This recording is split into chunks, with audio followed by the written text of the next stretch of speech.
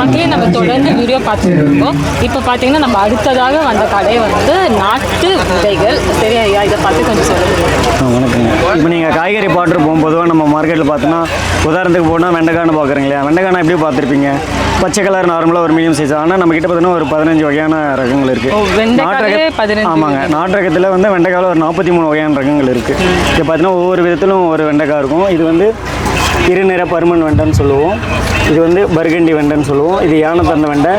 இது நார்மலாக பயன்படுத்தக்கூடிய பச்சை வெண்டையிலே ஒரு பழக்கிளை வெண்டை அது மாதிரி வரக்கூடிய. இது வந்து மாட்டுக்கொம்பு வெண்டை, கவுஹான் ஒக்கரான்னு சொல்லுவாங்க. இது வந்து பார்த்தா மரவெண்டை. இதுக்கு ஒரு தனி சிறப்பு இருக்குது. இது மரவெண்டைனா நிறைய பேர் கேட்பாங்க. இது நம்ம ஆடி மாதத்தில் நடவு பண்ணும்போது கிட்டத்தட்ட ஒரு 10லேருந்து 15 அடி வளரக்கூடியது. வருஷம் முழுக்கும் வெண்டைக்காய் தரக்கூடிய ரகங்களாக இதுவும் ஒன்று. ஒரு ஸ்பெஷலான ரகம் வெண்டைக்காய் ரகத்துலைங்க. இது நார்மல் சிகப்பு வண்டிலே இது ஒரு வெரைட்டிங்க, 8 பட்டை வரக்கூடியது. இது பார்த்தீங்கன்னா பச்சை உருட்டு வண்டுன்னு வரும், கிரீன் ரவுண்டு ஒக்கரான்னு சொல்லுவோம். இந்த ரகம் வந்து பார்த்தீங்கன்னா ஒரே செடியில் நீங்கள் 100 காய் வரைக்கும் அறுவடை பண்ண முடியும். நீங்கள் நல்லா பராமரிச்சுன்னா அது வீட்டு தோட்டத்துலேயோ மாடி தோட்டத்துலையோ சரி. அதுக்கு அடுத்து பார்த்தீங்கன்னா இது வந்து 6 பட்டை சிகப்பு வண்டுன்னு சொல்லுவோம். இது 6 பட்டை இருக்கும், கிட்டத்தட்ட ஒரு 1.5 அடி வரையும் வளரக்கூடியது. இது வந்து சொனவெண்டை. இது வந்து விருதுநகர் சொனவெண்டைன்னு பேர். இது விருதுநகரில் வந்து நாங்கள் மானாவரியாக விதைக்கக்கூடியது. இதுக்கு இரவே தண்ணி அதிகமாக தேவைப்படாத மானாவரியாக நம்ம நிலக்கடலை அந்த மாதிரி விதைக்கும் போது மானாவரியாக விதைச்சிடுவாங்க. இது வந்து கேண்டல் ஃபயர் ஒக்கரான்னு சொல்லுவோம், சிவப்பு உருட்டு வெண்டை. இது ஏன் கேண்டல் ஃபயர் ஒக்கரான்னு வந்துச்சு பார்த்தீங்கன்னா, கிட்டத்தட்ட பார்த்தீங்கன்னா நீங்கள் மெழுகுவத்தி மாதிரியே இருக்கும். டேஸ்ட்டும் நல்ல ரகமாக வளரக்கூடியது, நல்ல கமர்ஷியலான இருக்கும். இது வந்து பார்த்தீங்கன்னா கஸ்தூரி வெண்டைன்னு சொல்லுவாங்க. இது ஒரு தனி சிறப்பு என்னென்னு பார்த்தீங்கன்னா, இதை பர்ஃப்யூம் தயாரிக்கிறாங்க. இந்த விதையில் வந்து நம்ம பவுட்ரு பண்ணி வறுத்துட்டு போட்டு பண்ணி காஃபி போட்டு சாப்பிட்லாம். நல்ல ஃப்ளேவராக இருக்கும், உடம்புக்கு ஆரோக்கியமாக இருக்கும். அதுக்கடுத்து பார்த்தீங்கன்னா நீங்கள் சுரக்காய் பார்த்துருப்பீங்க. சுரக்காய்னா நார்மலாக நீங்கள் ஒரு 2 அடியில் வெளிர் பச்சை அந்த மாதிரி தான் பார்த்துருப்போம். கிட்டத்தட்ட நம்மகிட்ட ஒரு 80 வகையான சுரக்கங்களை பார்த்துருக்கோம். நம்ம ஒரு 20லேருந்து 30 வருஷத்துக்கு முன்னாடி நம்ம முன்னோர்கள் சுரக்காயெல்லாம் எப்படி பயன்படுத்திருக்கோம். உணவு மட்டும் இல்லாமல் விவசாயிகள் வந்து ஆடு மாடு மேய்க்கிறதுக்கு காட்டில் போகும்போது தண்ணீர் குடுவையாக பயன்படுத்தியிருக்காங்க. மெயினாக வந்து நீச்சல் கற்றுக்கிறதுக்கு அதிகமாக இந்த மாதிரி சுரக்காய்களை பயன்படுத்தியிருக்காங்க. ஒரு 5லேருந்து 6 கிலோ இருக்கும். அது மாதிரி பல விதங்கள். ஏன்னா இன்றைக்கி பார்த்தீங்கன்னா இதில் நிறைய பேர் இன்றைக்கி நம்ம ஒரு வீட்டில் வந்து ஒரு அழகு சாதன பொருள் வாங்கணும், ஒரு கிஃப்ட் வாங்கணும்னு என்ன பண்ணுவோம், பிளாஸ்டிக்காக அந்த மாதிரி தான் வாங்கி வைக்கிறோம். அதை தாண்டி நம்ம இந்த மாதிரி குடுவையில் பார்த்தீங்கன்னா கிராஃப்டிங் நிறைய பண்ண ஆரம்பிச்சாங்க. இன்றைக்கி கலர் டிசைனாக வந்து கிராஃப்டிங் எல்லாம் பண்ணுறாங்க. அவரைக்காயிலுமே நம்மக்கிட்ட பார்த்தீங்கன்னா ஒரு 60 வகையான அவரைக்காய் இருக்குங்க. அந்த வகையில் பார்த்தீங்கன்னா இது சிறகு அவரைன்னு சொல்லுவோம், கள்ளி அவரை, விசிறி அவரை, பட்டை அவரை, லாட அவரை, அந்த மாதிரி பகுதிக்கு ஏற்ற ஒவ்வொரு பகுதியிலும் ஒவ்வொரு வகையாக இது பேர் வச்சுருப்பாங்க. இதில் ஒரு 4-5 வெரைட்டி இருக்குங்க. இந்த வரை வந்து கிட்டத்தட்ட ஒரு 2 அடி நீளம் வரக்கூடியது. இது பார்ப்பீங்க, கிட்டத்தட்ட பார்த்தீங்கன்னா ஒரு 2 அடி நீளம் வரக்கூடியது. இது நல்லா முத்திடிச்சிருந்தனால கலர் மாறி இருக்குது. இது நீங்கள் பிஞ்சியாக இருக்கும்போது டைரெக்டாகவே பச்சையாகவே சாப்பிட்லாம், நல்லாவே இருக்கும். மற்ற இதில் ஒரு 2-3 ரகம் இருக்குது வந்து லைட்டாக சிறு கசப்பாக இருக்காது. நான் சமையல் பண்ணி சாப்பிட்டா சிறப்பாக இருக்கும். இந்த பகுதிக்கு ஏற்ற மாதிரி இது பேர் மாறுபடுங்க. அதே மாதிரி நம்ம கீரை வெரைட்டிலுமே நிறைய இருக்குங்க. கீரைனா நம்ம நார்மலாக கீரைனா அந்த பச்சை விதை அந்த மாதிரி தான் பாட்டுருப்போம். சிந்துக்கீரை, அரைக்கீரை. அதை தாண்டி நம்ம தமிழ்நாட்டில் தான் இருக்கிறதே. நம்ம தமிழ்நாட்டில் தான் வந்து கிட்டத்தட்ட 100க்கும் வகையான கீரை வகைகள் இருக்குது. அதில் ஒரு 40 to 50 வகையான கீரைகள் பார்த்தீங்கன்னா மானாவரியாக விளையக்கூடிய இந்த பண்ணைக்கீரை, குப்பைக்கீரை, காசினிக்கீரை அந்த மாதிரி நிறைய வரும் மானாவரியாக. சில ரகங்கள் வந்து இது வந்து மகாராஷ்டிராவில் அந்த மாதிரிலாம் ஃபேமஸான கீரை, ராஜிக்கீரான்னு சொல்லுவாங்க. இந்த கீரையோட விதையுமே நம்ம உணவாகவும் எடுத்துக்க முடியும். இந்த கீரை வந்து நம்ம சிறுதானியம் எப்படியும் வறுத்துட்டு மில்லட்டாக அரைச்சிட்டு நம்ம பிஸ்கெட்டு, அடை, ரொட்டி, ராகி செய்கிறோம் இல்லையா, அதே மாதிரி சிறுதானியம் எப்படி பயன்படுத்தலாம் அந்த மாதிரியும் இந்த விதைகளை பயன்படுத்தலாம். இந்த மாதிரி கிட்டத்தட்ட ஒரு 300லேருந்து 400 வகையான விதைகளை நம்ம தொடர்ச்சியாக ஒரு 7 ஆண்டு காலமாக பராமரிச்சுட்டு வரோம். அடுத்த தலைமுறைகளுக்கு இந்த விதைகள்லாம் போய் சேரணும், விவசாயிகிட்ட போய் சேரணுன்றதுக்காக பண்ணிட்டு இருக்குங்க. நன்றி மக்களே. இந்த சைட் பார்த்தீங்களா, பனையோட பொருட்கள்லாம் வச்சுருக்காங்க. மாலையிலேருந்து கீச்சன் ஒரு பொருள் ரொம்ப சூப்பராக இருக்குது பார்க்குறதுக்கு. என்னென்ன பொருள் சொல்லிட்டு நானும் உங்களுக்கு காமிக்கிறேன், வாங்க பார்க்கலாம். இங்கே பார்த்தீங்கன்னா அழகாக குட்டி கீச்சன்ஸ்லாம் இருக்குது.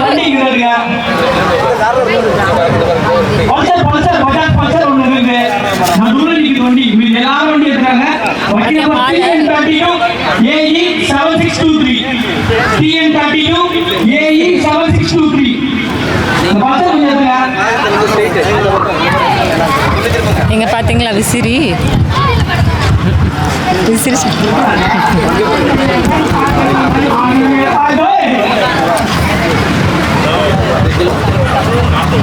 இங்கே பார்த்தீங்கன்னா அழகாக ஃபுல்லாக வந்து ஹேண்ட்மேட்லேயே பண்ணியிருக்காங்க. எவ்வளோ அழகாக பண்ணியிருக்காங்க பார்க்குறது. இது ஃபுல்லாக வந்து பனை ஓலையிலே செஞ்சிருக்காங்க. பனை ஓலையில் செஞ்சதா? வாழை நாரில் செஞ்சது. வாழை இதுவா? ப்ரௌன் கலரில் இருக்குது.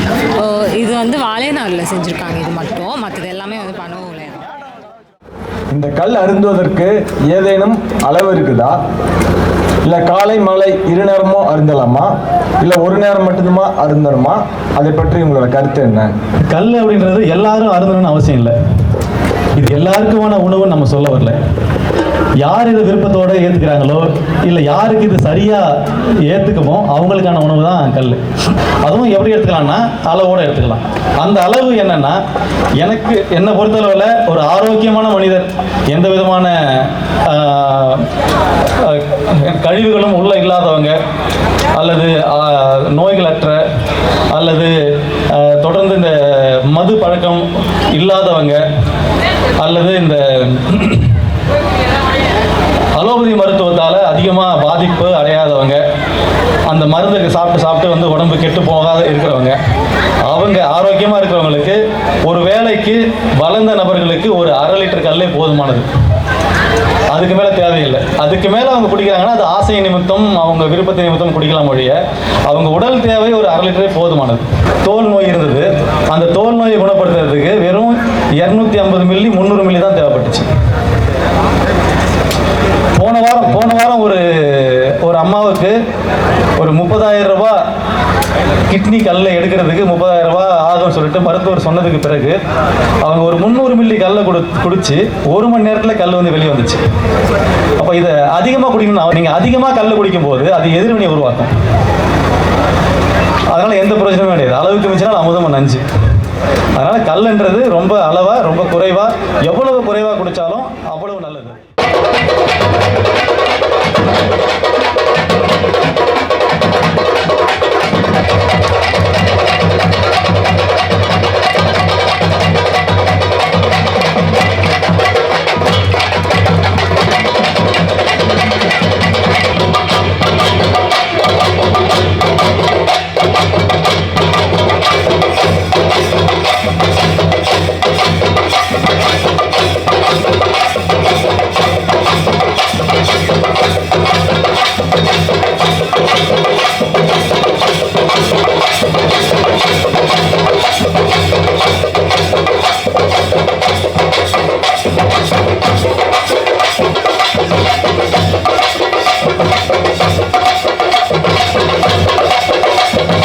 இங்கே பார்த்தீங்கன்னா வாட்டர் ஃபெசிலிட்டியுமே இருக்குது. அடிக்கிற வெயிலுக்கு நல்லா குளுன்ட்டு நம்ம அதை மண் பானையில் வச்சுருக்காங்க தண்ணி.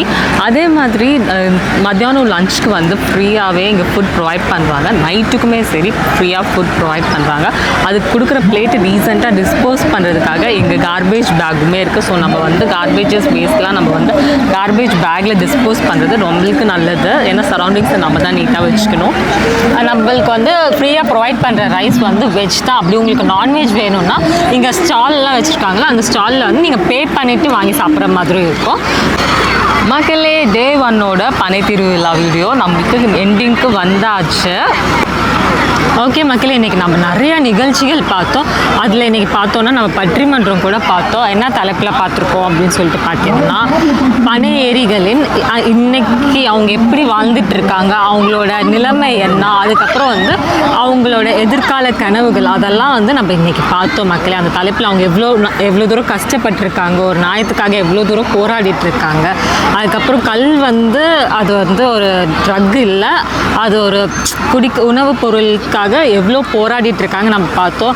அதே மாதிரி இங்கே இருக்க ஸ்டாலில் வந்து நம்ம வந்து பனை சார்ந்த பொருட்கள் அனைத்துமே வந்து சுற்றி பார்த்தோம். அதுவும் எனக்கு இங்கே வந்து தான் தெரியும், பனை ஓலையில் வச்சு 1000 டைப்ஸ் ஆஃப் திங்ஸ் நம்ம பண்ணலாம் அப்படின்னு சொல்லிட்டு ரொம்ப சூப்பராக சொல்லணும். பார்த்து யூனிக்காக இருந்தது. எனக்கு பெருசாக பனை மரம் அப்படின்னா நுங்கு சாப்பிட்லாம் அப்படி இப்படின்னு தான் எனக்கு தோணுட்டு. ஆனால் பனை ஓலையில் வந்து பனை மரத்தில் இவ்வளோ விஷயங்கள் இருக்குன்னு நிஜமாக இங்கே வந்து தான் நான் தெரிஞ்சுக்கிட்டேன். இது எல்லாருமே தெரிஞ்சுக்கக்கூடிய ஒரு விஷயம் மக்கள். அவ்வளோ யூஸ்ஃபுல்லாக இருந்துச்சு. இது எப்படி சொல்கிறது, இது கொஞ்சம் கொஞ்சமாக அழிஞ்சிட்டு வருது. நல்லாவே தெரியுது, அவங்க பேசுகிறதுலே தெரிஞ்சு அழிஞ்சிட்டு வருது. பட் இதை வந்து நம்ம அப்படி பண்ணக்கூடாது. அதுக்காக தான் இங்கே வந்து போராடிட்டு இருக்காங்க. அதுவும் இல்லாமல் எனக்கு ரொம்ப இம்பார்ட்டண்ட்டான ஒரு விஷயம், ரொம்ப எல்லாருமே எக்ஸைட்மெண்ட், இந்த ஊர் மக்கள் ரொம்ப எக்ஸைட்மெண்ட்டோட காத்துட்டு இருந்த ஒரு விஷயம் மாவலி சுற்றுறது. அதுவும் நம்ம பார்த்தாச்சு, எவ்வளோ சூப்பராக இருந்துச்சுன்னு பார்த்தாச்சு.